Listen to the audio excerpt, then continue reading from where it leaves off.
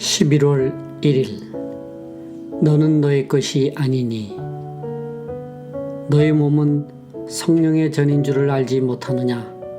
너희는 너의 것이 아니라. 고린도전서 6장 19절 말씀. 예수 그리스도의 고통 안에서 참다운 사귐을 위해 부르심을 받은 사람에게는 개인 생활이라는 것이 없습니다. 이 세상에 또 하나의 세상을 이루고 사는 개인 생활은 그리스도의 고난에 동참한다는 성도의 원리에 어긋납니다. 하나님은 성도들의 개인의 삶을 파괴하셔서 한편은 세상을 향한 통로로, 다른 한편은 하나님을 위한 통로로 만드십니다. 예수 그리스도와 하나 되지 않은 사람은 그것을 견딜 수 없습니다. 우리는 자신을 위하여 거룩하게 된 것이 아니라 복음에 동참하도록 부르심을 받았습니다. 우리와는 아무 상관없는 일들을 통해 하나님은 우리가 그분과 교제하도록 이끌어 주십니다. 만약 우리가 하나님의 방법대로 역사하시는 것을 거부하면 하나님의 사역에 도움이 되기보다는 오히려 장애물이 될 것입니다. 하나님은 가장 먼저 우리를 험한 현실에서 뿌리 내리도록 하십니다.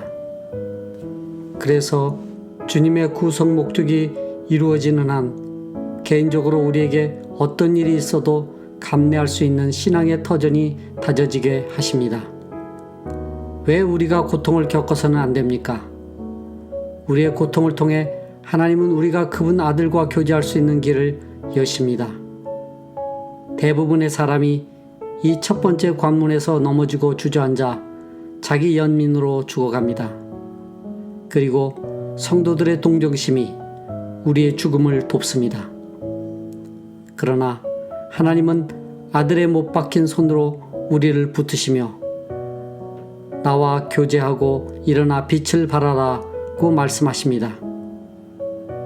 하나님이 우리의 아픈 심령으로 그분의 목적을 이루실 수 있다면 당신의 마음을 아프게 하신 하나님께 감사하십시오.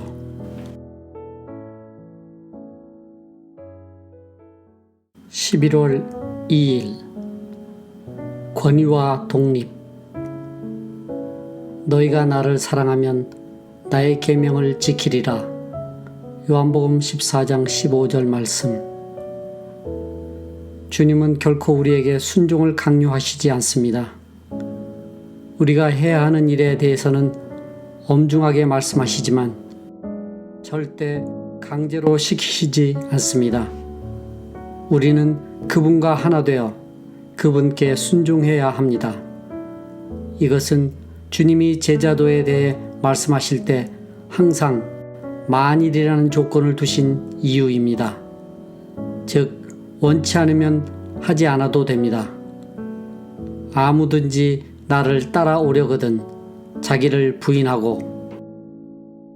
누가복음 9장 23절은 주님의 제자가 되려면 주님을 위해 자기 권리를 포기해야 한다는 말씀입니다. 이것은 우리의 영원한 신분에 대한 말씀이 아니라 현재 우리가 주님께 가치 있는 존재가 되는 것에 대한 말씀입니다. 이 말씀을 하신 분이 주님이라는 사실을 잊고 말씀을 이해해서는 안 됩니다. 주님은 내게 규칙들을 주신 것이 아니라 주님의 기준을 명확하게 하신 것입니다. 내가 주님을 사랑한다면 조금도 주저하지 않고 그분의 말씀을 행할 것입니다. 주저하는 이유는 내가 주님과 경쟁 관계에 있는 다른 존재인 나 자신을 사랑하기 때문입니다. 예수 그리스도는 내가 순종하도록 도와주시지 않기 때문에 나 스스로 순종해야 합니다. 순종할 때 나의 영적 운명은 이루어집니다. 삶이 눈에 띄지 않는 평범하고 자질구레한 일로 가득 차 보일 수도 있습니다. 그러나 우연처럼 보이는 이런 일들에서 예수 그리스도께 순종하면 그것을 통해 하나님의 얼굴을 봅니다. 그리고 하나님 앞에 설 때 나의 순종을 통해서 수많은 사람이 복을 받았음을 알 것입니다. 하나님의 구속이 한 인간의 영혼을 순종하게 하면 창조가 일어납니다. 내가 예수 그리스도께 순종하면 하나님의 구속은 나를 통해 다른 사람에게로 흘러갑니다. 그 뒤에 전능하신 하나님이 계시기 때문입니다. 11월 3일 예수의 종. 내가 그리스도와 함께 십자가에 못 박혔나니 그런즉 이제는 내가 산 것이 아니요 오직 내 안에 그리스도께서 사신 것이라. 갈라디아서 2장 20절 말씀. 이 말씀은 내가 스스로 자주성을 부수고 최고의 권위이신 주 예수님께 항복함을 뜻합니다. 누구도 대신할 수 없는 나의 일입니다. 하나님은 1년 365일 항상 나를 이끄실 수 있지만 강제로 그렇게 하실 수는 없습니다. 이 일은 자기 자주성의 껍질을 깨고 내 인격을 그리스도와 일치시킴으로써 해방되는 것을 의미합니다. 그 수준에 이르면 더는 갈등이 없습니다. 예수님이 나를 인하여 라고 하신 말씀, 즉 예수님께 대한 충성의 참 의미를 이해하는 사람은 드뭅니다. 예수님께 절대적으로 충성하면 강한 성도가 됩니다. 당신의 자아는 부서졌습니까? 그 외 다른 모든 것은 경건한 거짓에 지나지 않습니다. 내가 결정해야 할 것은 자아에 염려하지 않고 조건 없이 모든 것을 포기하며 예수 그리스도께 무릎 꿇는 것입니다. 자기 시련에서 해방되어야 합니다. 그 단계에 이르면 예수 그리스도와 초자연적으로 일치하고 성령은 이것을 분명히 증거하십니다. 내가 그리스도와 함께 십자가에 못 박혔나니. 기독교의 열정은 내가 내 의지로 모든 권리를 포기하고 예수 그리스도의 종이 되는 것입니다. 그렇게 하기 전까지는 성도라고 할 수 없습니다. 하나님의 부르심을 알아듣는 학생이 1년에 한 사람만 있어도 하나님의 성경대학은 존재합니다.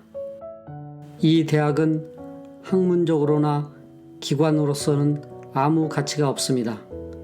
이 대학의 유일한 존재 목적은 하나님이 마음대로 사람들을 쓰시도록 하는 것입니다. 하나님은 당신을 원하시는 대로 쓰십니까? 아니면 당신은 원하는 것에 대한 자신의 생각에 사로잡혀 있습니까?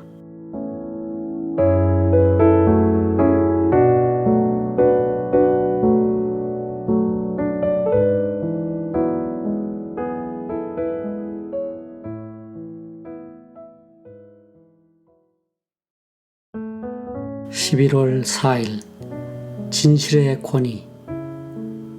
하나님을 가까이 하라. 그리하면 너희를 가까이 하시리라. 야고보서 4장 8절 말씀. 사람들이 하나님의 진리에 대해 반응을 보일 수 있는 기회를 반드시 줘야 합니다.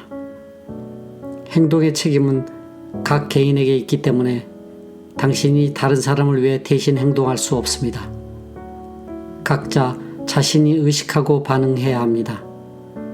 사람이 반응을 보일 수 있도록 인도하는 것은 복음의 메시지입니다.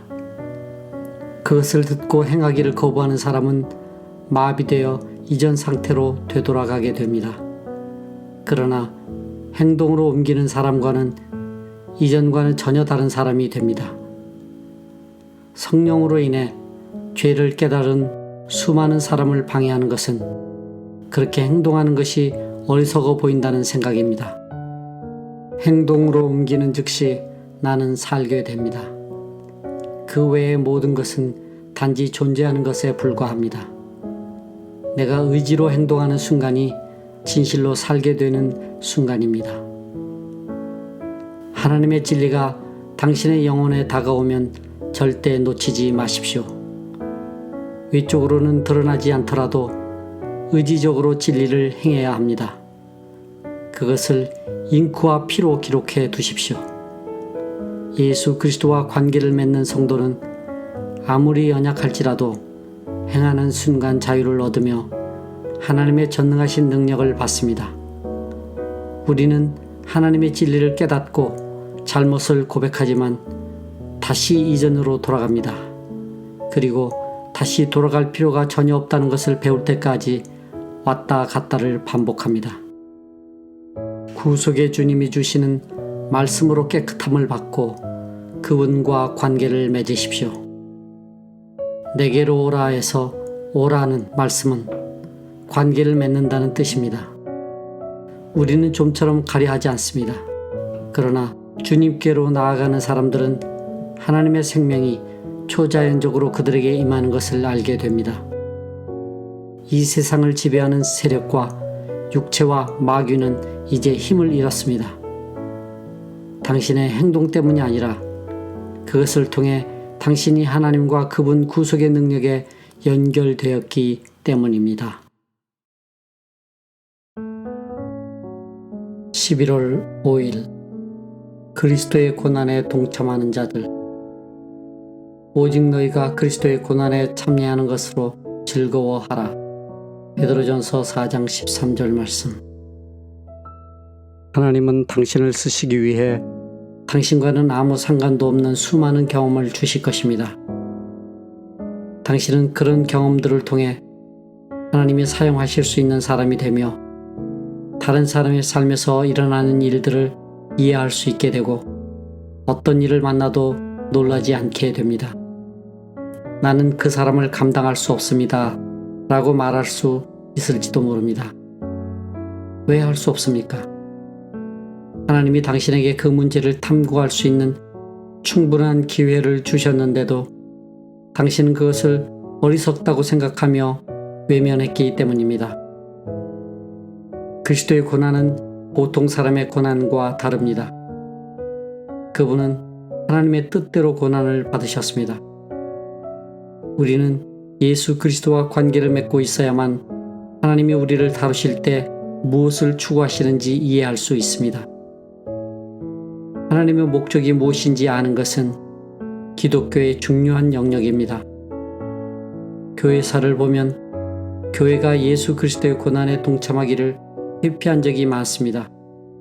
사람들은 자신이 만든 지름길을 통해 하나님의 명령을 수행하려고 했습니다. 그러나 하나님의 방법은 지름길이 아닌 멀고 먼 고난의 길입니다. 우리는 그리스도의 고난에 동참하는 사람입니까? 하나님이 우리의 야망을 없애실 수 있도록 준비되었습니까? 하나님이 우리의 결심들을 승화시킬 수 있도록 준비되어 있습니까? 준비되었다는 것은 하나님이 왜 우리를 그런 방법으로 인도하시는지 정확히 알고 있다는 뜻이 아닙니다.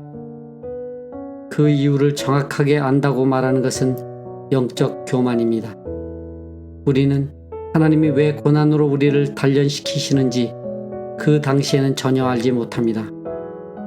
그러나 영광의 장소에 이르면 하나님이 나를 지켜주셨는데 전혀 알지 못했구나 라고 말할 것입니다.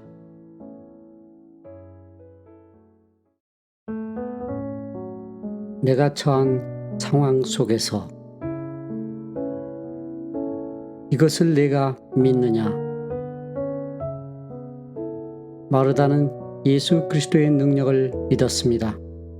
그녀는 주님이 계셨더라면 나사로를 치유하셨을 것이라고 믿었습니다. 그녀는 예수님께서 하나님과 특별한 관계를 가지고 있다는 것과 그분이 하나님께 무엇을 구하든 하나님께서 행할 것을 믿었습니다. 그러나 그녀는 예수님을 더욱 친밀하게 알아야 할 필요가 있었습니다. 마르다의 믿음은 미래에 성취되는 것을 위한 것이었습니다. 그러나 예수님은 그녀의 믿음이 현재를 소유하는 믿음이 되어 분명한 기업으로 자리하도록 이끌어 주셨습니다. 주여 그러하외다. 주는 그리스도이신 줄 내가 믿나이다. 주님께서 당신을 다루실 때에도 이러한 면들이 있습니까? 당신이 주님과 인격적인 친밀함을 맺도록 주께서 가르치십니까? 이것을 내가 믿느냐? 라는 주님의 질문을 똑바로 받으십시오. 당신이 의심하며 고민하는 것은 무엇입니까?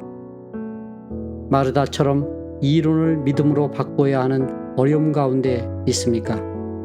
당신의 이론이 믿음으로 바뀌는 것은 당신이 그 필요를 느낄 때만 가능합니다. 믿는 것은 전적으로 맡기는 것입니다. 우리는 지적 영역에서는 지성을 의지하며 지적으로 납득할 수 없는 것은 거부합니다.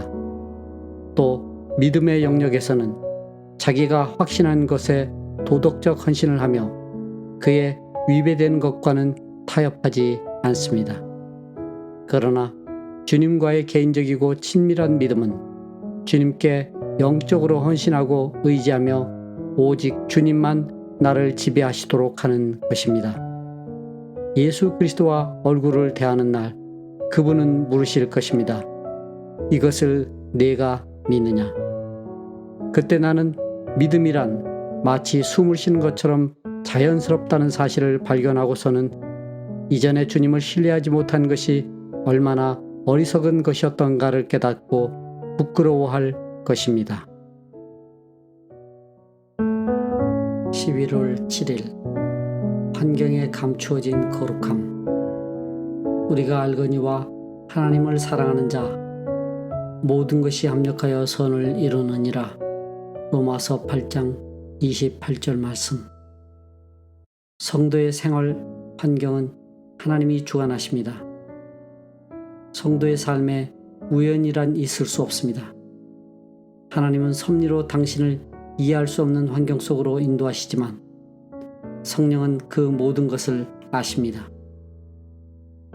하나님은 당신을 특정한 장소와 사람들과 환경 속으로 인도하셔서 당신 안에 거하시는 성령의 간구를 통해 목적을 이루십니다. 그러니 주어진 환경을 직면하여 이것저것을 잘 지키면서 나의 섭리를 이루어야 한다고 말하지 마십시오. 당신의 모든 환경은 하나님 손에 있기 때문입니다.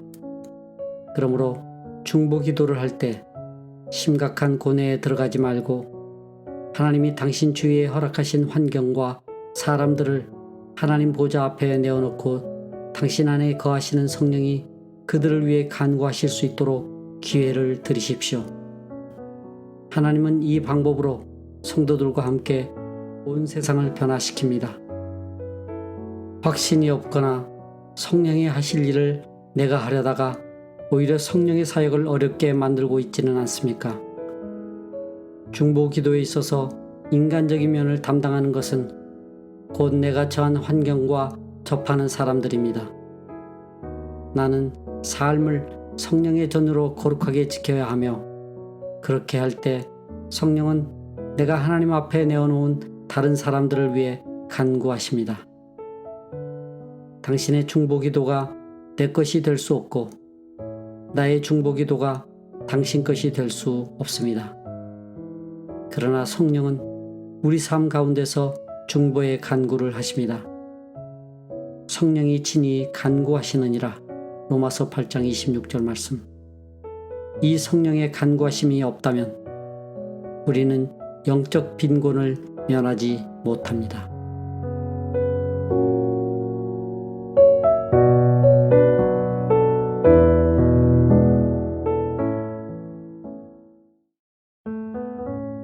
이길 데 없는 기도의 능력. 우리가 마땅히 빌 바를 하지 못하나 오직 성령이 말할 수 없는 탄식으로 우리를 위하여 친히 간구하시느니라. 로마서 8장 26절 말씀. 우리는 성령에 의해 기도할 수 있는 힘을 얻는다는 것과 성령 안에서 기도하는 것이 어떤 것인지 압니다. 그러나 성령이 우리가 말로도 할 수 없는 기도를 간구하신다는 것은 모를 때가 많습니다. 우리가 하나님으로 인해 거듭나서 성령이 우리 안에 거하시면 성령은 우리를 위해 말로 표현할 수 없는 것을 간구하십니다. 당신 안에 거하시는 성령은 하나님의 뜻대로 당신을 위해 간구하십니다. 하나님은 당신이 의식적으로 하는 기도를 알기 위해서가 아니라 성령이 들이시는 간구를 아시려고 당신의 마음을 살피십니다. 성령의 간구를 드리기 위해서는 성도의 몸이 필요합니다. 너희 몸은 성령의 전인 줄을 알지 못하느냐? 고린도전서 6장 19절 말씀. 성령은 당신이 제멋대로 자기 몸을 사용하는 것을 허락하시지 않습니다. 예수 그리스도는 성전에서 사고 파는 것들을 모두 집어던져 성전을 깨끗게 하셨습니다. 내 집은 만민의 기도하는 집이라 칭함을 받으리라고 하지 아니하였느냐? 너희는 강도의 구려를 만들었도다. 마태복음 21장 13절 말씀. 우리의 몸이 성령의 전임을 알고 있습니까? 그렇다면 주님을 위해 우리 몸을 더럽히지 말아야 합니다. 우리의 의식적인 삶이 인격의 작은 부분이라 할지라도 그것이 성령의 전임을 기억하십시오. 우리 무의식의 영역은 주님이 돌봐주시겠지만 의식적 영역을 지키며 사는 것은 우리 책임입니다.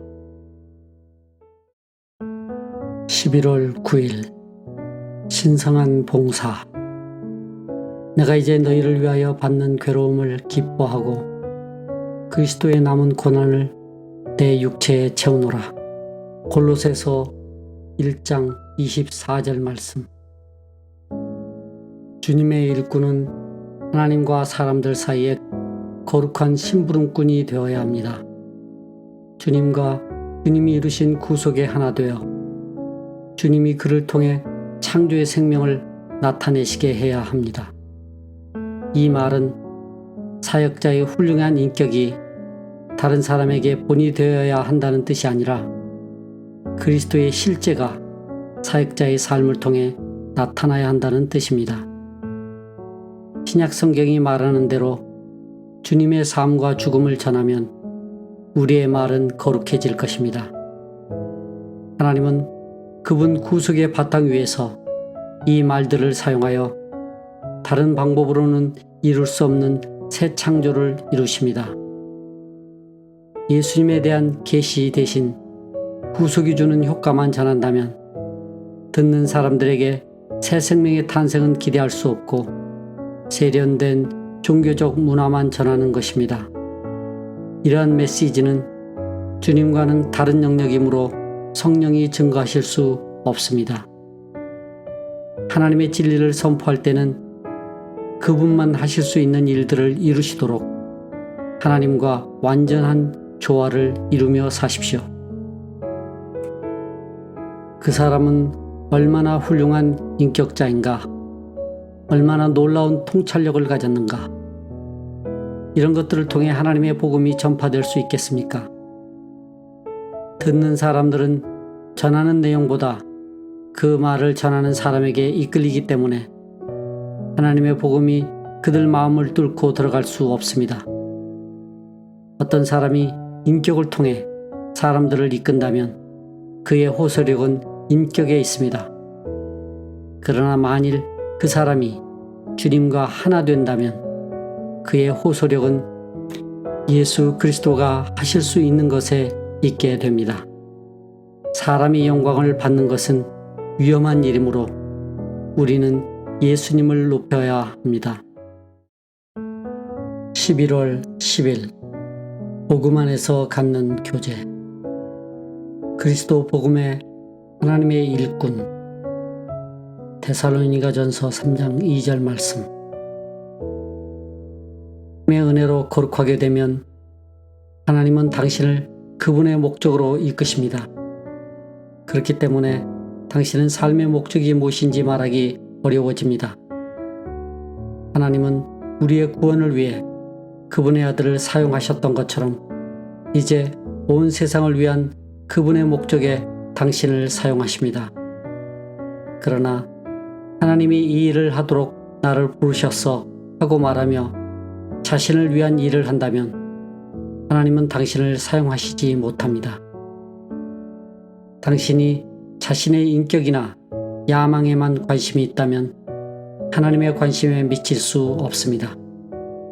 그러므로 자신을 위한 생각을 버리고 하나님의 목적에 당신을 사용하시도록 들이십시오. 당신의 길은 주님이 인도하시기 때문에 당신은 결코 이해할 수 없습니다.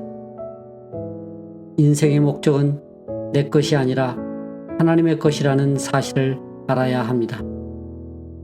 하나님이 우리에게 원하시는 것은 그분에 대한 우리의 신뢰뿐입니다. 주님, 이것은 너무 큰 고통입니다. 라고 말하지 마십시오. 이런 말은 하나님을 방해합니다. 하나님께 나의 소원을 말씀드리기를 멈출 때 하나님은 방해받지 않으시고 원하시는 대로 나를 사용하실 수 있습니다. 나를 낮추실 수도 높이실 수도 있으며 그분 뜻대로 무엇이든지 하실 수 있습니다. 하나님은 내게 하나님과 하나님의 선하심을 믿으라고 요구하십니다. 자기 연민은 마귀에게서 오는 것입니다. 자기 연민에 빠지면 하나님은 나를 사용하실 수 없습니다. 자기 연민에 빠지는 것은 내가 살고 있는 세상에 또 하나의 세상을 구축하는 것입니다. 그렇기에 하나님은 그곳에서 나오기를 두려워하는 사람을 사용하실 수 없습니다. 11월 11일 최고의 등정. 내 아들 이삭을 데리고. 창세기 22장 2절 말씀. 하나님은 나중이 아니라 지금 데리고 가라고 명령하셨습니다. 그런데도 하나님과 논쟁하다니요. 무엇이 옳은지 알고 있지만 즉시 행하기는 싫기에 핑계를 찾는 것입니다. 하나님이 보여주시는 높은 곳에 도달하기를 미루지 마십시오. 희생은 실제로 드려지기 전에 먼저 우리의 의지 안에서 드려져야 합니다. 아브라함이 아침에 일찍 일어나 떠나 하나님의 자기에게 지시하는 곳으로 가더니 아브라함의 놀라운 단순함을 보십시오. 하나님이 말씀하셨을 때 혈육과 의논하지 않았습니다. 혈육, 동정심, 통찰력 등 하나님과의 관계에 근거하지 않은 어떤 것과 의논하지 마십시오. 그런 일들은 하나님과 경쟁하는 것이며 우리의 순종을 방해합니다. 아브라함은 희생제물로 무엇을 드릴지 선택하지 않았습니다. 하나님을 위한다고 스스로 봉사를 선택하지 마십시오. 섬김에 손상을 주는 나의 희생은 질병이 될 수 있습니다. 하나님이 당신에게 달콤한 잔을 주셨다면 은혜로 마시고 쓴 잔을 주셨다면 그분을 생각하며 드십시오. 당신을 향하신 하나님의 섭리가 어렵고 힘든 시련이라도 받아들이며 견디십시오. 그러나 결코 순교 장소를 스스로 택하지 마십시오. 하나님은 아브라함의 희생제물을 정하셨고 아브라함은 지체하거나 불평하지 않고 계속 나아갔습니다.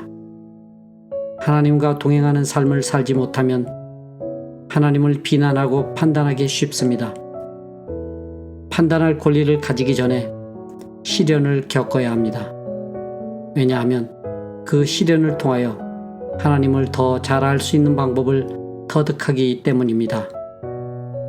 하나님은 그분의 목적과 우리의 목적이 하나가 될 때까지 가장 큰 목표를 위해 우리 안에서 일하십니다.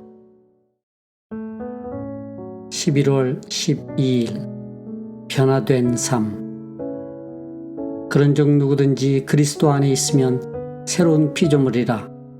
이전 것은 지나갔으니 보라 새 것이 되었도다. 고린도후서 5장 17절 말씀.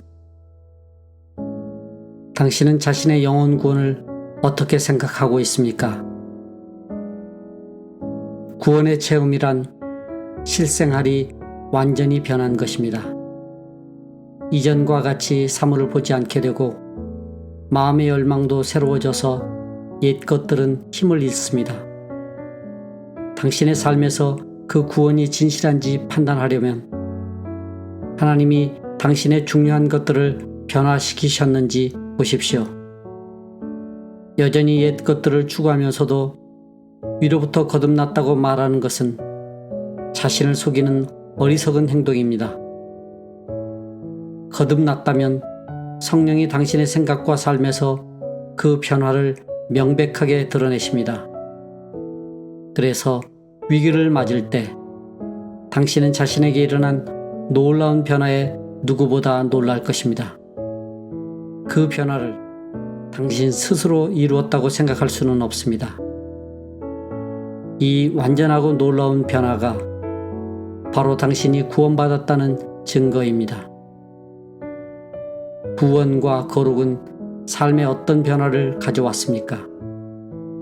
고린도전서 13장 1절 말씀을 감당할 수 있는지 아니면 망설이며 피하고 있는지 자문해 보십시오. 성령이 내 안에 이루신 참 구원은 나를 완전히 자유롭게 합니다. 그리고 하나님이 빛 가운데 계신 것 같이 나도 빛 가운데 행하면 하나님은 나에게 책망할 것을 보시지 못합니다. 왜냐하면 하나님의 생명은 나의 의식뿐 아니라 그보다 깊은 곳까지 모든 곳에 두루미치며 역사하기 때문입니다. 11월 13일 믿음과 체험. 나를 사랑하사 나를 위하여 자기 몸을 버리신 하나님의 아들. 갈라디아서 2장 20절 말씀. 우리는 기분, 느낌, 감정과 싸워 그것을 주 예수께 대한 헌신으로 변화시켜야 합니다. 모든 경험을 초월하여 그분께 온전히 헌신해야 합니다. 신약 성경이 예수 그리스도를 누구라고 말하는지 본 후 나는 이런 경험, 저런 경험을 해보지 못했어 하는 우리의 보잘것없는 믿음을 생각해 보십시오. 예수 그리스도에 대한 믿음이 무엇을 뜻하는지 생각해 보십시오. 예수 그리스도는 우리를 흠없이 순결하고 완전하게 고침받은 의로운 존재가 되게 하여 하나님 보좌 앞에 바치실 수 있습니다.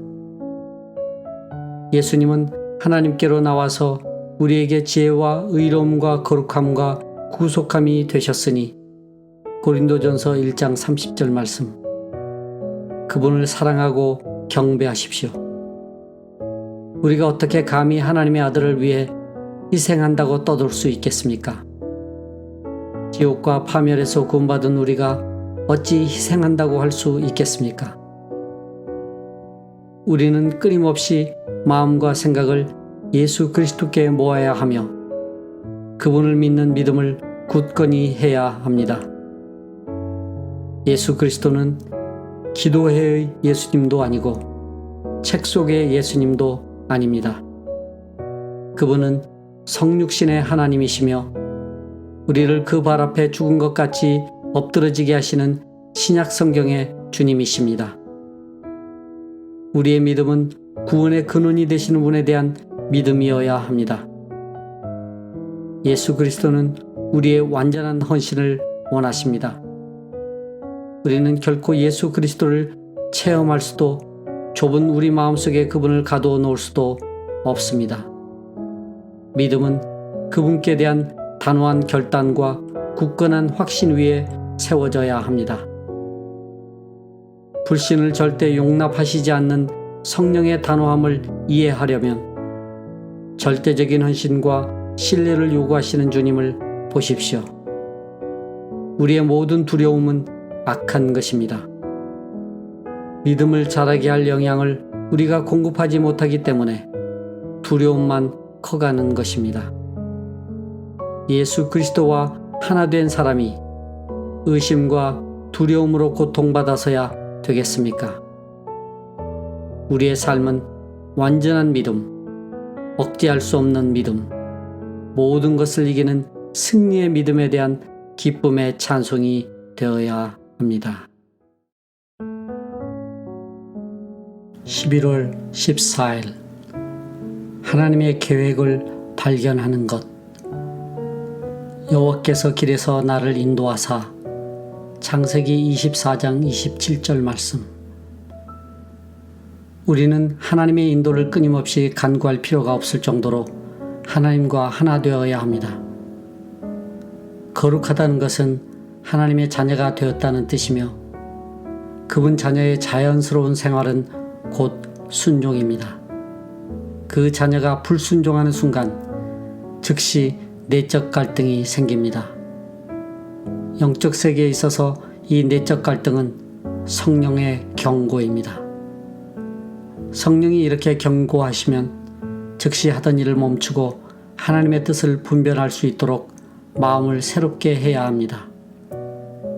성령으로 거듭났다면 계속해서 하나님께 우리를 인도해달라고 간구하지 마십시오. 그것은 그분에 대한 우리의 헌신을 방해하거나 심지어는 중단시키기도 합니다.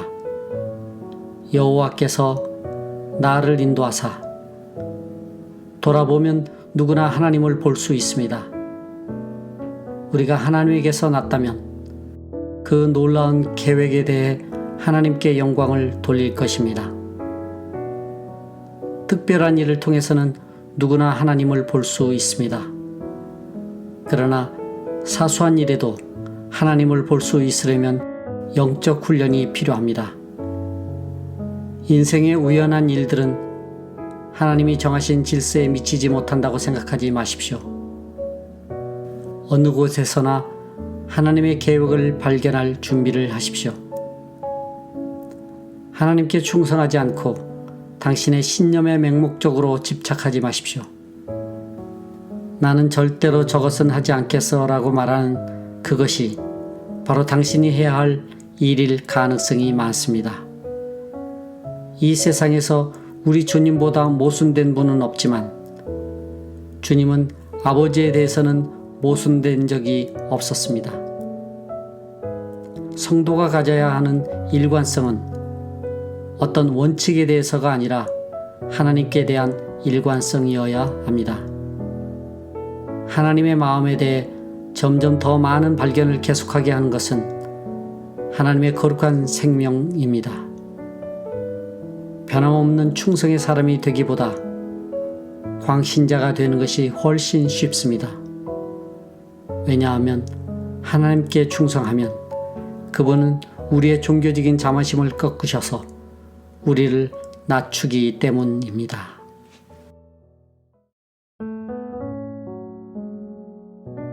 (11월 15일)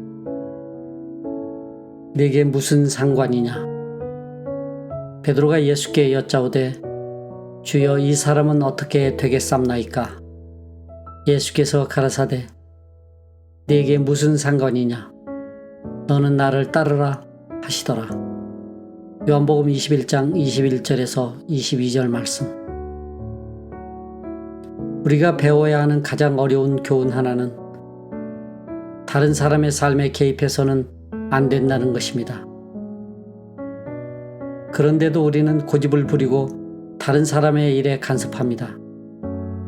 섣불리 다른 사람을 돕는 것이 자칫하면 그들에 대한 하나님의 계획을 방해할 위험이 있다는 것을 깨닫기에는 오랜 시간이 걸립니다. 어떤 사람이 고통받는 것을 보고 그 사람이 그런 고통을 받아서는 안 돼, 내가 도와줘야지 라고 말하는 것은 하나님의 뜻을 당신 손으로 막으려는 시도입니다. 그때 하나님은 네게 무슨 상관이냐 라고 말씀하십니다. 영적으로 침체 상태에 있다면 방임하지 말고 하나님의 임재 안에서 그 이유를 찾으십시오. 아마도 당신이 제한할 권리가 없는 것에 대해 제한하거나 조언할 권리가 없는 일에 대해 조언함으로써 다른 사람의 삶에 간섭했기 때문이라는 것을 발견할 것입니다. 당신이 다른 사람에게 꼭 조언해야 할 때라면 하나님은 성령을 통해 알려주실 것입니다. 당신의 본분은 다른 영혼을 축복하기 위한 하나님의 분별이 언제나 당신을 통해 올 수 있도록 하나님과 바른 관계를 유지하는 것입니다. 우리는 의식적으로 하나님께 봉사하고 헌신하는 수준에서 살고 있습니다. 이는 미성숙하다는 증거입니다. 성숙한 삶은 의식적으로 모든 것을 하지 않는 어린아이 같은 삶입니다. 그 자체가 이미 하나님께 드려져 사용되고 있다는 사실조차 의식하지 못하는 삶입니다. 우리가 희생제물로 쓰임받고 있음을 의식하고 있다는 것은 도달해야 할 단계가 아직 남아있다는 뜻입니다. 그 단계에 도달하면 자신에 대한 그리고 하나님이 우리를 통해 하시는 일에 대한 모든 의식이 사라집니다. 성도는 자신이 성도임을 의식하지 않습니다. 그저 무의식적으로 하나님을 의지할 뿐입니다.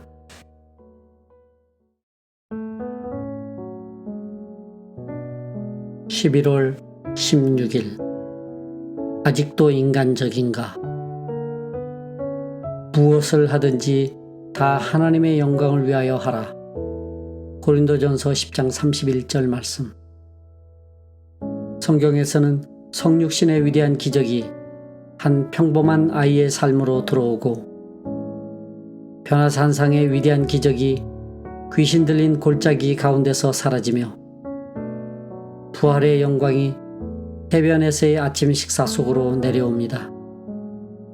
이는 절정 뒤에 오는 내리막길이 아니라 하나님의 위대한 계시입니다. 우리에게는 놀라운 경험을 추구하려는 성향이 있으며 영웅심을 영웅이 되는 것으로 오해합니다. 어떤 위기를 화려하게 견디는 것과 아무 증인이나 조명도 없이 조금이라도 관심을 보여주는 이가 없을 때에도 매일 하나님을 영화롭게 하며 지내는 것은 아주 다릅니다. 영화로운 갈채까지는 원하지 않는다 해도 적어도 사람들이 그 사람은 얼마나 훌륭한 기도의 사람인가, 그녀는 얼마나 경건한 여인인가 라고 말해주기 바랍니다. 주 예수님께 올바로 헌신하고 있다면 어느 누구도 당신을 알아보지 못할 위치에 이미 도달한 것입니다. 당신에게서 볼 수 있는 것은 당신을 통해 나오는 하나님의 능력뿐일 것입니다. 우리는 나는 하나님의 놀라운 부르심을 받았습니다 라고 말하고 싶어 합니다. 그러나 하찮은 일 하나도 하나님께 영광이 되려면 성육신하시고 전능하신 하나님의 능력을 힘입어야 합니다. 우리 안에 계신 성령이 우리를 인간적으로도 온전히 그분의 것이 되도록 만드셔야 합니다. 성도의 삶을 측정하는 기준은 그가 이룬 성공이 아니라 진실한 실생활입니다. 우리는 사역에서의 성공을 목표로 삼으려 하지만 진정한 목표는 우리 삶에서 하나님의 영광을 드러내는 것이며 그리스도와 함께 하나님 안에 감추어진 생명을 살아가는 것입니다. 우리의 모든 인간관계는 하나님의 생명이 드러나야 하는 실제 상황입니다. 11월 17일 영원한 목표. 내가 나를 가리켜 맹세하노니 내가 이같이 행하여 내 독자를 아끼지 아니하였은즉 내가 네게 큰 복을 주고. 창세기 22장 16절 17절 말씀. 아브라함은 하나님의 본성을 접하는 곳에 이르러 하나님의 실질을 이해하게 되었습니다. 나의 목표는 하나님 그분뿐.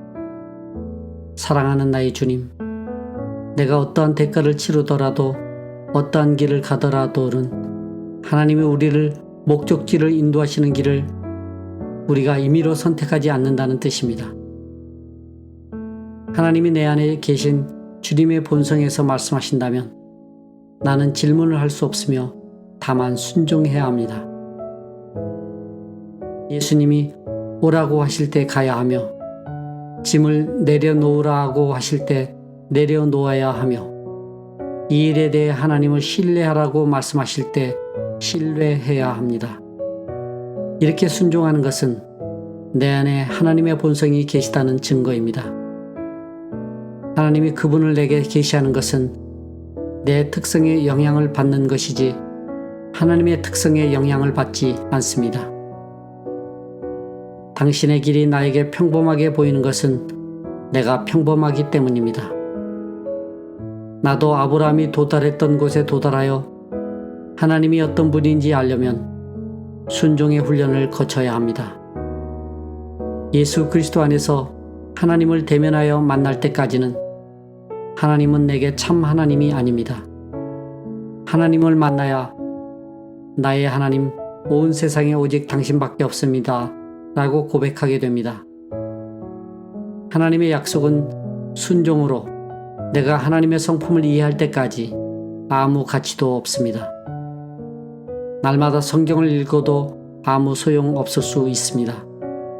그러나 순종하면 즉시 하나님의 말씀을 깨닫고 하나님의 성품을 볼 수 있습니다.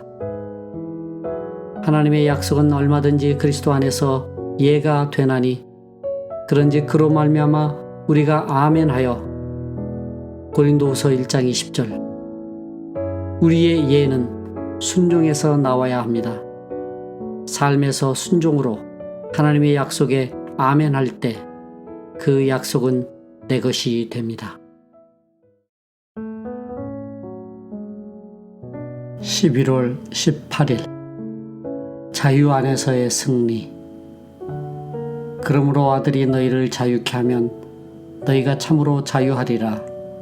요한복음 8장 36절 말씀. 우리 안에 남아있는 자존심은 언제나 나는 할 수 없어 라고 말하지만 우리의 영성은 결코 그렇게 말하지 않습니다. 도리어 주위의 모든 것을 포용하며 나아갑니다. 우리의 영성은 항상 더 많은 것을 열망합니다. 이처럼 우리는 하나님을 위한 위대한 역량을 가진 존재로 지음받았습니다. 그러나 죄와 이기심은 우리가 하나님께 가까이 나아가는 것을 방해합니다. 하나님은 우리를 죄에서 구원하시고 우리는 자신을 이기심에서 구원해야 합니다. 우리는 육신의 삶을 하나님께 바쳐 희생제물로 드리고 하나님은 그 삶을 우리의 순종을 통해 영적인 삶으로 바꾸어 주십니다. 하나님은 우리의 영적 생명을 심고 기르실 때 육신적인 인격에 관심을 두지 않으십니다. 하나님의 명령은 육에 속한 생활을 관통하며 직접 들어옵니다. 그러니 나는 할 수 없어 하며 그분을 방해하지 말고 말씀에 따르십시오. 하나님은 우리를 훈련시키지 않으시니 우리가 자신을 훈련해야 합니다. 하나님은 우리의 모든 이론과 생각을 사로잡아 그리스도께 복종하도록 하시지 않습니다. 그 일은 우리가 해야 합니다. 주님, 범인으로 고통스럽습니다 하지 마십시오. 당신의 육신적인 삶과 인격의 횡포에 귀를 열지 말고 영적인 삶으로 나아가는 자유를 쟁취하십시오. 그러므로 아들이 너희를 자유케 하면 여기서 아들을 구세주로 바꾸지 마십시오. 구세주는 우리를 죄에서 자유케 했지만 아들은 이 자유를 이루었습니다. 내가 그리스도와 함께 십자가에 못 박혔나니 육신적 인격은 부서지고 그의 영은 주님에게 합쳐진 것이 아니라 주님과 하나 된 것입니다. 너희가 참으로 자유하리라. 존재의 중심에서 우러나온 참 자유는 내부에서 외부로 흘러나옵니다.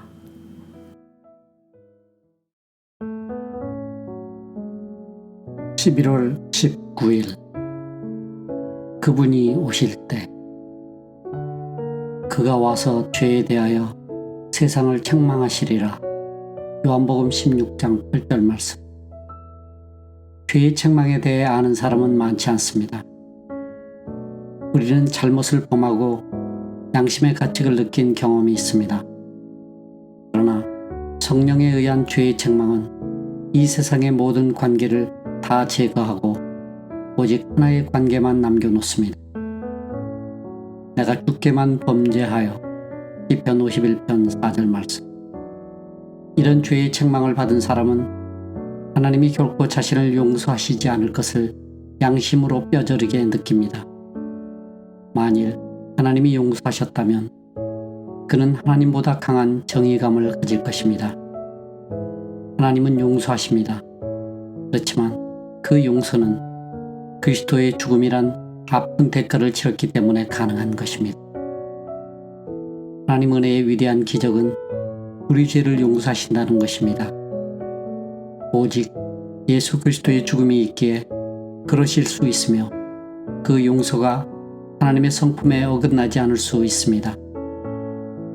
하나님은 사랑이시기 때문에 우리를 용서하신다는 말은 바보 같고 무의미한 소리에 지나지 않습니다.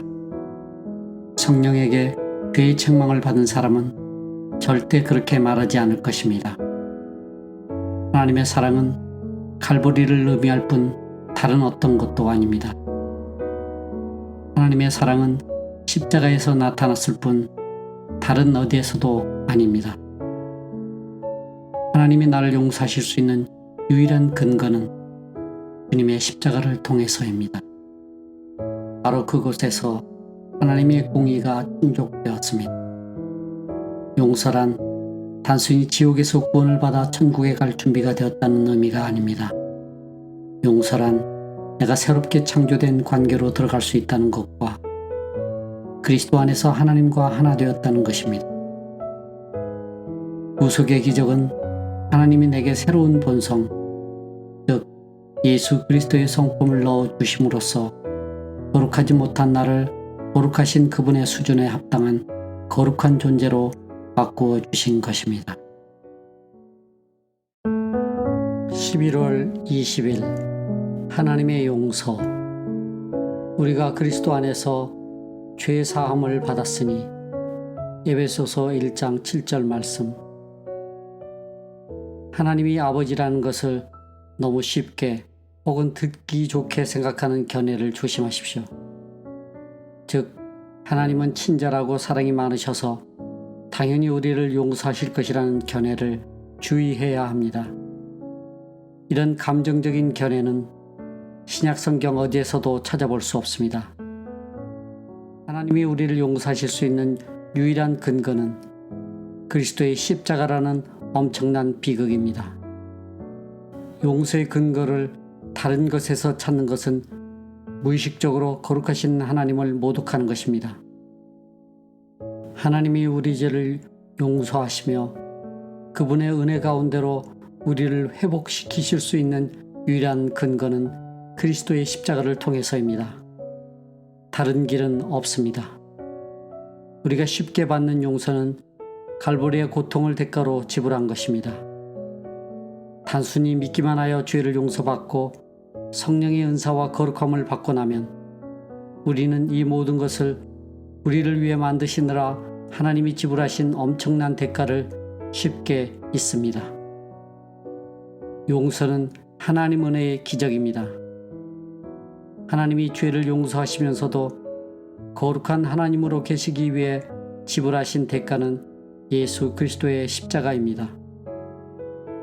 하나님이 계시하신 진리는 속죄 없이는 용서도 없다입니다. 속죄 없이도 용서하시는 것은 하나님의 성품과 어긋납니다. 우리가 용서받을 수 있는 유일한 길은 십자가의 구속을 통해 하나님께 다시 돌아가는 것입니다. 하나님의 용서는 초자연의 영역에서만 가능합니다. 죄를 용서하시는 하나님의 기적에 비교할 때 우리가 갖는 거룩의 체험은 아주 작은 것입니다. 거룩은 인간 생활에서 죄의 용서를 표현하는 것에 불과합니다. 인간의 가장 깊은 곳에서 감사를 불러일으키는 것은 하나님이 그의 죄를 용서하셨다는 사실입니다. 바울은 이 사실을 잊은 적이 없었습니다. 하나님이 당신을 용서하시기 위해 지불하신 모든 대가를 알면 당신은 결코 하나님의 사랑에서 벗어날 수 없을 것입니다.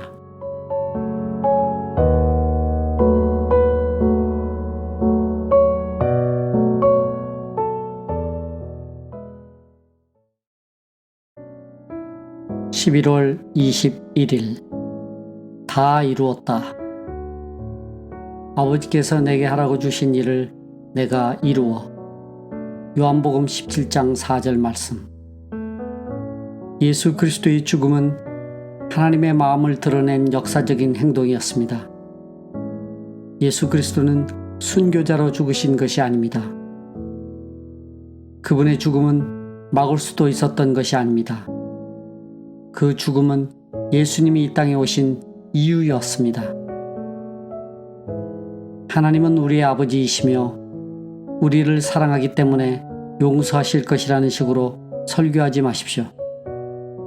그것은 예수 그리스도 안에 계시된 하나님의 진리에 어긋날 뿐 아니라 십자가를 불필요한 것으로 만들어서 구속을 아무것도 아닌 것을 위한 수고로 만듭니다. 하나님이 죄를 용서하신다면 그것은 오직 그리스도 때문입니다. 하나님은 그분 아들의 죽음이 아닌 다른 방법으로는 인간을 용서하실 수 없으며 예수님은 그 죽으심 때문에 구세주로 높임을 받으셨습니다. 죽음의 고난 받으심을 인하여 영광과 존귀로 간쓰신 예수를 보니 히브리서 2장 9절 말씀.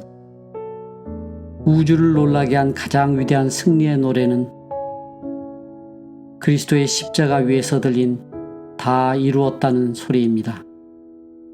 그것은 인류 구속의 마지막 말입니다.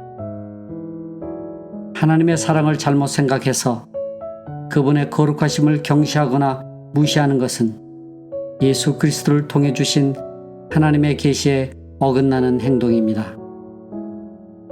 예수님이 인간을 향한 동정과 연민 때문에 우리와 함께 하셨거나 우리를 위해 저주받으셨다고 생각하지 마십시오. 예수 그리스도는 하나님의 뜻 때문에 우리를 위해 저주받으셨습니다. 그 저주의 엄청난 의미를 깨닫는 것이 죄의 책망이며 그로 인해 자비로우신 하나님은 우리에게 회개의 선물을 주십니다. 예수 그리스도는 사람 안에 있는 죄를 싫어하십니다. 갈보리는 그분이 죄를 얼마나 싫어하시는지 보여줍니다. 11월 22일 비천함과 심오함. 그런즉 너희가 먹든지 마시든지 무엇을 하든지 다 하나님의 영광을 위하여 하라.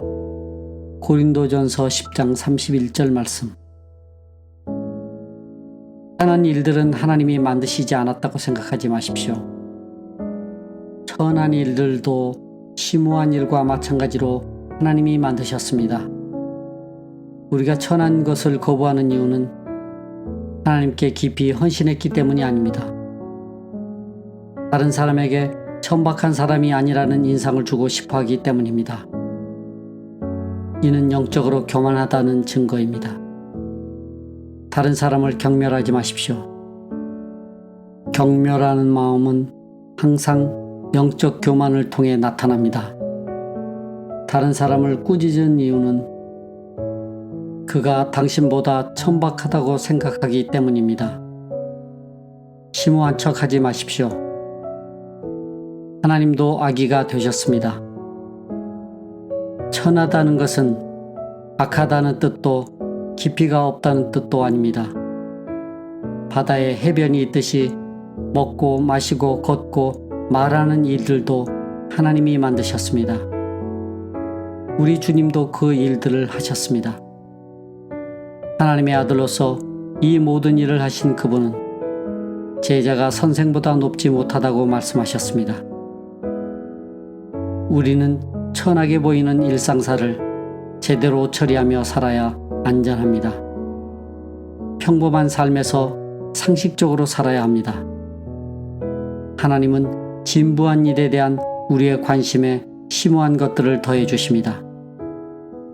삶의 깊은 부분을 하나님 외에 다른 사람에게는 보이지 마십시오. 우리는 지나치게 심각하고 자신의 체면에 많은 관심을 쏟습니다.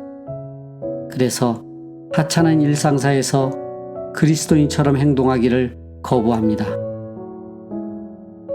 하나님 외에는 누구에게도 심각하게 굴지 않겠다고 결심하십시오. 당신이 아는 최대의 사기꾼은 바로 당신입니다. 11월 23일 반감의 혼란. 여호와여, 우리를 긍휼히 여기시고 긍휼히 여기소서. 심한 멸시가 우리에게 넘치나이다. 시편 123편 3절 말씀. 우리는 하나님을 믿는 믿음에 상처를 주는 것보다 성도로서의 우리 마음에 손상을 주는 것을 더 조심해야 합니다. 너의 심령을 삼가 지켜 괴사를 행치 말지니라. 말라기 2장 16절 말씀. 마음의 상태는 영향력이 대단하여 우리의 혼을 관통하고 들어와서는 우리 마음을 하나님에게서 멀어지게 하는 적이 될 수 있습니다. 절대로 빠져서는 안 될 것들에 빠지면 하나님에 대한 믿음으로부터 멀어지게 됩니다. 우리가 다시 하나님 앞에서 평화와 믿음을 회복하기 전까지 우리 믿음은 무가치하며 육신과 인간적인 지혜를 믿는 자신감이 삶을 지배합니다. 세상의 염려들을 조심하십시오. 염려는 우리 영혼을 잘못 가게 만듭니다. 이 단순한 것들이 우리의 관심을 하나님에게서 멀어지게 하는데 얼마나 큰 힘을 발휘하는지 모릅니다. 세상의 염려에 빠지지 않도록 조심하십시오. 우리를 방해하는 또 다른 요소는 자기를 변호하려는 욕망입니다. 성 어거스틴은 이렇게 기도했습니다. 오 주님, 자신을 변호하려는 욕망에서 나를 구하소서. 끈질긴 자기 변호의 욕구는 믿음을 파괴합니다. 이 일을 해명해야 해, 사람들이 나를 오해하지 않도록 변호해야 해 라고 하지 마십시오. 우리 주님은 아무것도 설명하시지 않았습니다. 오해와 잘못된 생각들이 스스로 고쳐지도록 내버려 두셨습니다. 다른 사람이 영적으로 성장하지 않는다고 비판하는 행동은 우리와 하나님의 교제를 방해합니다. 하나님이 우리에게 남을 비판하라고 분별력을 주시지 않았습니다. 그들을 중보하라고 주셨습니다. 11월 24일 초점의 방향. 종의 눈이 그 상전의 손을, 바람같이 우리 눈이 여호와 우리 하나님을 바라며. 시편 123편 2절 말씀. 이 말씀은 하나님에 대한 완전한 신뢰를 묘사합니다. 종의 눈이 주인을 잠시도 떠나지 않는 것 같이 우리의 눈은 하나님께 향해야 합니다. 그러면 그분을 아는 지식을 습득할 수 있고 하나님은 우리에게 자신을 나타내실 수 있습니다. 눈을 들어 하나님을 바라보지 않는다면 우리의 영적 힘은 빠지기 시작합니다. 우리를 둘러싼 외적 어려움 때문이 아니라 우리 생각에서 일어나는 온갖 문제 때문입니다. 나는 하찮은 사람이 아니야. 하나님처럼 탁월하게 되려고 힘겹게 노력했어. 이렇게 말한다면 잘못하고 있는 것입니다. 우리는 아무리 노력해도 그렇게 될 수 없습니다. 일례로 인생에서 위기를 만났다고 가정합시다. 당신은 하나님을 위해 강하게 일어섰습니다. 성령은 당신의 행동을 올바르다고 말해 주십니다. 그러나 시간이 지나면서 당신은 생각합니다. 내가 너무 자만하지 않았나? 좀 더 깊이 생각해야 하지 않았을까? 내 행동이 너무 이상적이지 않았을까? 이성적인 당신 친구들은 충고합니다. 어리석은 짓 그만해.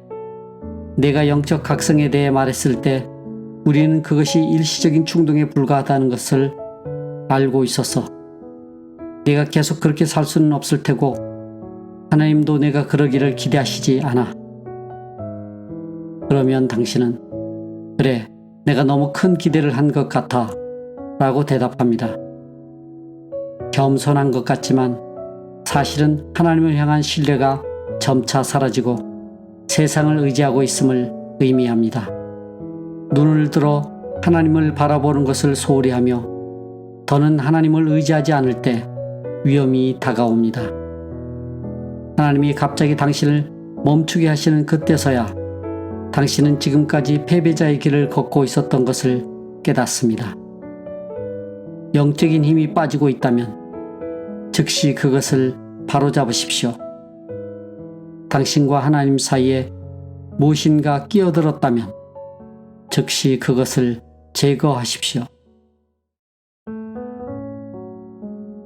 주님은 나의 최고봉, 영적 일관성의 비밀. 이제 막 거듭난 사람은 그의 감정 표현과 외적 상황에 연관성이 없기 때문에 일관성이 없어 보입니다. 바울의 내면에는 확고하고 강한 일관성이 있었습니다. 그래서 외적 생활에 어떤 변화가 일어나도 내적으로는 전혀 실망하지 않았습니다. 그의 뿌리를 하나님 안에 내리고 그의 근거를 하나님께 두고 있었기 때문이었습니다. 우리는 대부분 눈에 보이는 외적인 일관성을 유지하는데 더 큰 관심을 기울이면서 정작 영적 일관성을 유지하지 못합니다. 바울을 비판한 사람들은 외적으로 보면 상류층이었지만 바울은 보이지 않는 지하에 살고 있었습니다. 서로 다른 두 계층은 만나지 않았습니다. 바울의 일관성은 깊고 근본적인 것이었습니다. 그 일관성의 위대한 기초는 이 세상을 구원하시는 하나님의 고뇌, 즉 예수 그리스도의 십자가였습니다. 당신이 믿는 것을 자신에게 다시 선포하십시오. 그리스도의 십자가의 기초를 두지 않는 믿음은 모두 버리십시오. 십자가가 세상의 역사에서 지지하는 비중은 미미하지만 성경의 관점에서 십자가는 이 세상 모든 왕국보다 중요합니다. 십자가 위에 있는 하나님의 참혹한 비극을 강조하지 않으면 우리는 아무것도 이루지 못하며 하나님의 원동력을 사람에게 전달할 수도 없습니다. 십자가가 없는 메시지는 흥미를 일으킬 수 있을지 몰라도 아무 능력이 없습니다. 우리가 주님의 십자가를 말할 때 하나님의 능력이 나타납니다. 하나님께서 전도에 미련한 것으로 믿는 자들을 구원하시기를 기뻐하셨도다. 우리는 십자가에 못 박힌 그리스도를 전하니. 고린도전서 1장 21, 23절 말씀. 11월 26일 영적 힘의 집중. 우리 주 예수 그리스도의 십자가 외에 갈라디아서 6장 14절 말씀. 당신의 육체 안에서 하나님의 능력, 부활하신 예수님의 생명을 알고 싶다면 참혹한 하나님의 비극을 깊이 묵상하십시오. 자신의 영적 상태에 대한 관심에서 벗어나 열린 영으로 하나님의 참혹한 비극을 생각해 보십시오.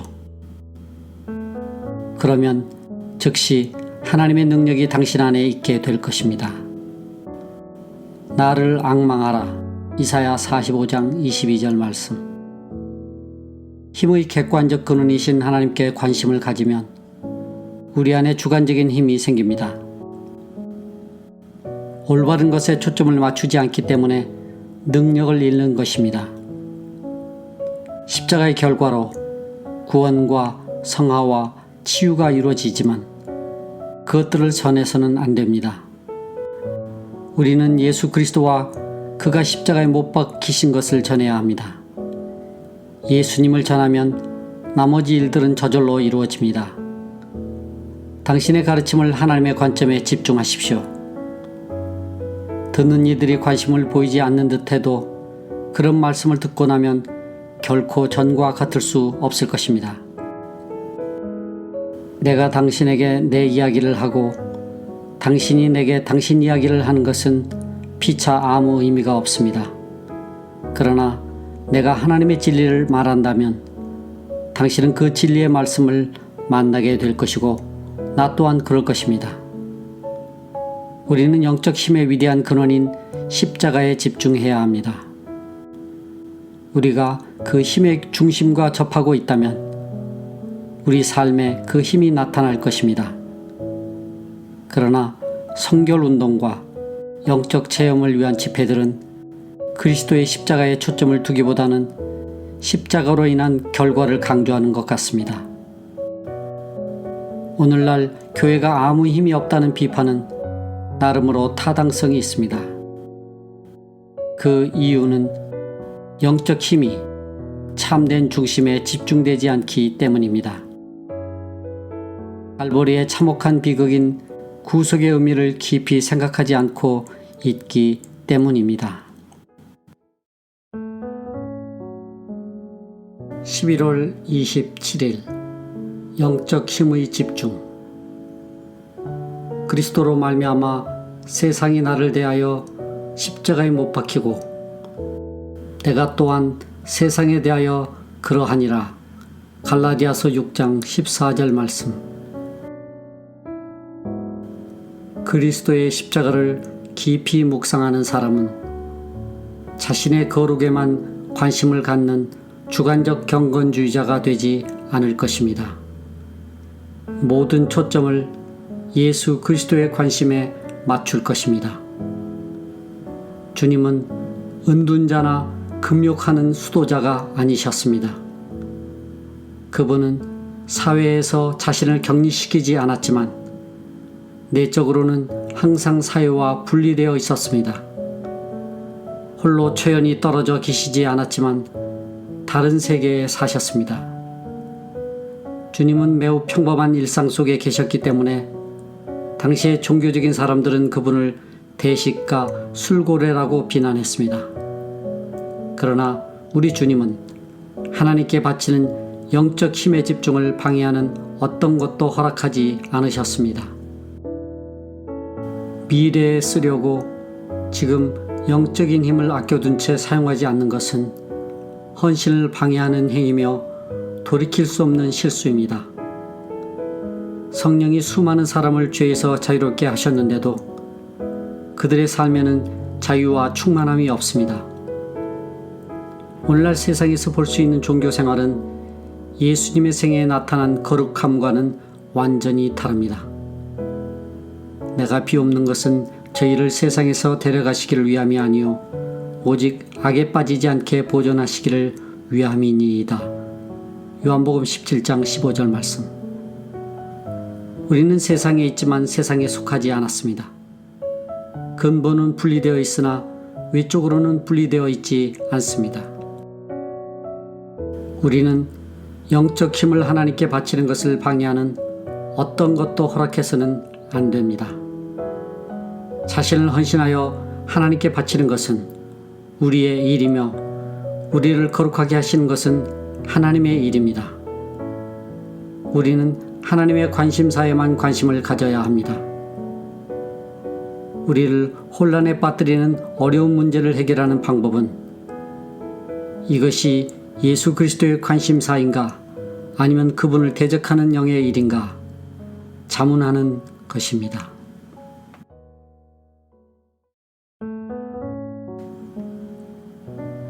(11월 28일) 가난한 자의 부요함.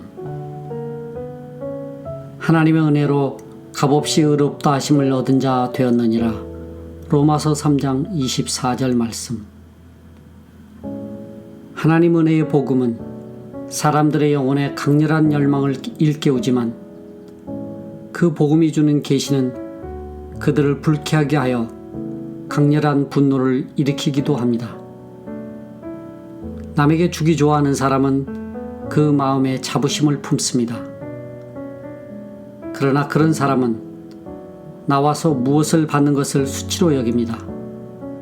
그는 이렇게 말할 것입니다. 나는 내 전부를 헌신해서 바치겠습니다. 내 생명도 드리겠습니다.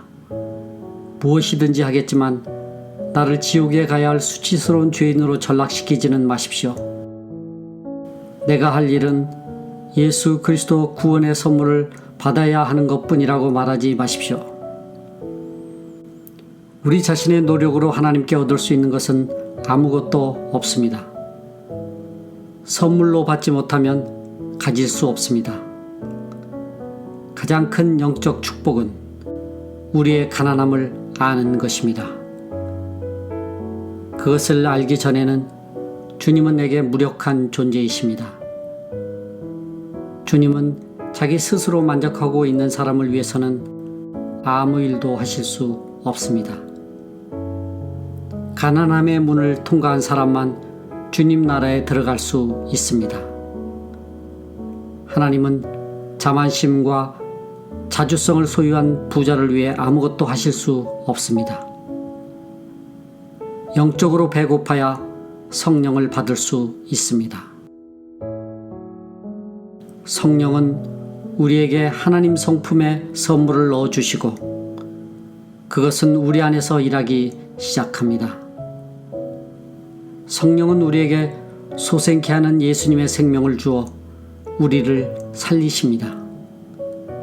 그 생명이 들어오는 즉시 우리는 위로 향해 올라가며 예수님이 사시는 곳으로 들림받습니다.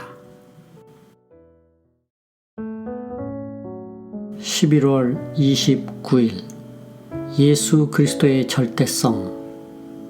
그가 내 영광을 나타내리니. 요한복음 16장 14절 말씀. 오늘날 경건운동에는 마땅히 있어야 할 신약 성경의 실제가 없습니다. 예수 그리스도의 죽음의 필요성은 없고 경건한 분위기와 기도, 헌신을 요구할 뿐입니다. 이런 식의 경험은 초자연적인 것도 기적적인 것도 아닙니다.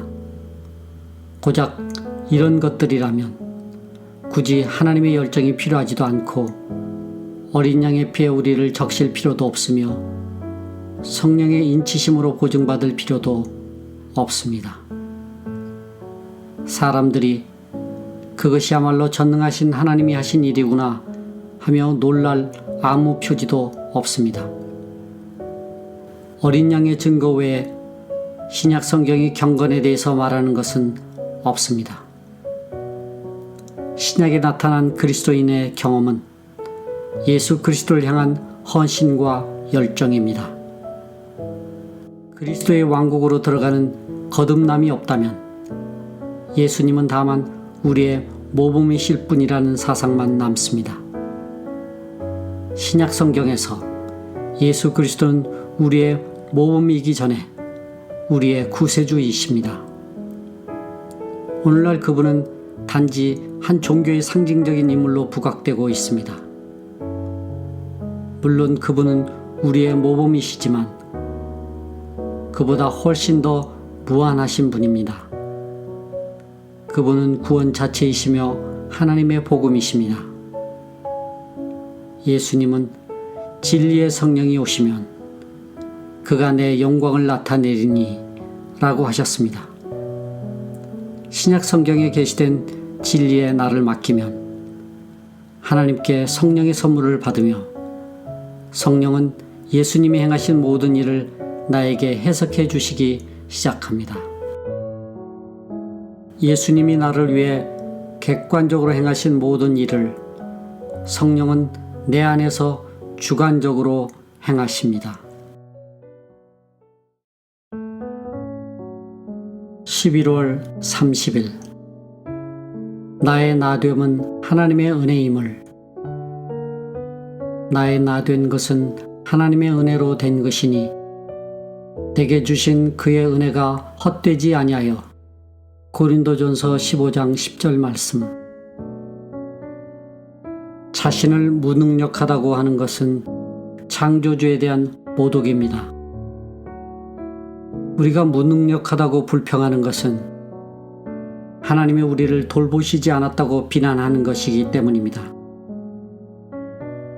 사람에게 겸손한 언행을 하나님의 관점에서 제고하는 습관을 가지십시오. 그러면 그것들이 얼마나 하나님에 대한 불신앙과 무시를 드러내는지 알고 놀랄 것입니다. 우리는 나는 거룩하다고 할 수 없습니다. 나는 성도가 아닙니다. 라고 말합니다. 그러나 이는 하나님 앞에서 이렇게 말하는 것과 같습니다.